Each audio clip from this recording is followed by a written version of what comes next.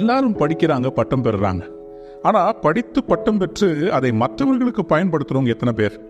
இன்னைக்கு உங்க மத்தியில B.R. Ambedkar, godfather of India அல்லது father of the Indian constitution சொல்லுவாங்கல்ல, அவரை குறித்து நான் சொல்ல விரும்புகிறேன். ஏன்னா இந்த புத்தகங்கள்ல எனக்கு அவரை தான் ஞாபகப்படுத்துகிறது.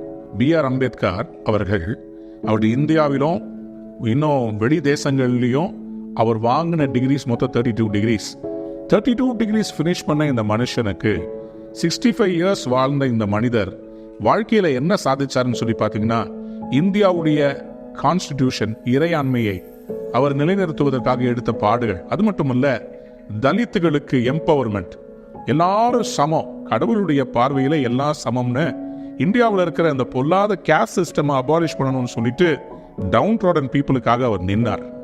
அவருடைய அறிவாற்றல் அவரை பெருமைக்குள்ளாக கொண்டு போகவில்லை, மாறாக அவருடைய அறிவாற்றலை ஏழை மக்களுடைய வாழ்க்கையின் தரத்தை உயர்த்துவதற்காக அவர் பயன்படுத்தினார். ஆண்டவராகிய இயேசு அது மாதிரிதான். அவர் பிதாவுடைய செல்லப்பிள்ளையா இருந்தாலும் அவர் பூமிக்கு தன்னைத்தானே தாழ்த்தி இறங்கி வந்தார். பூமியில வந்து ஒரு மனிதனாக பிறந்து மனிதர்களோடு வாழ்ந்து மனிதர்களைப் போல பாடுபட்டு ஒரு நாள் அவர் செய்யாத குற்றத்துக்காக மாசற்ற ஆட்டுக்குட்டியாக சிலுவையிலே அறையப்பட்டு மக்களுடைய நலனுக்காக தன் ஜீவனையே கொடுத்தார். அம்பேத்கர் அவர்கள் மரித்தாலும் இன்றைக்கும் அவரை குறித்து பேசுகிறோம். காரணம், அவர் ஏழைகளை நேசித்தார், தாழ்ந்தோரை உயர்த்த வேண்டும் என்று யோசித்தார்.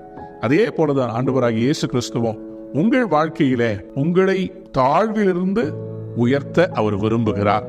மற்றவருடைய நலனுக்காக தன்னை தாழ்த்தும் போது கடவுள் என்ன பண்ணுவார்னா, மற்ற எல்லாரை விட நம்மளை உயர்த்துவார்.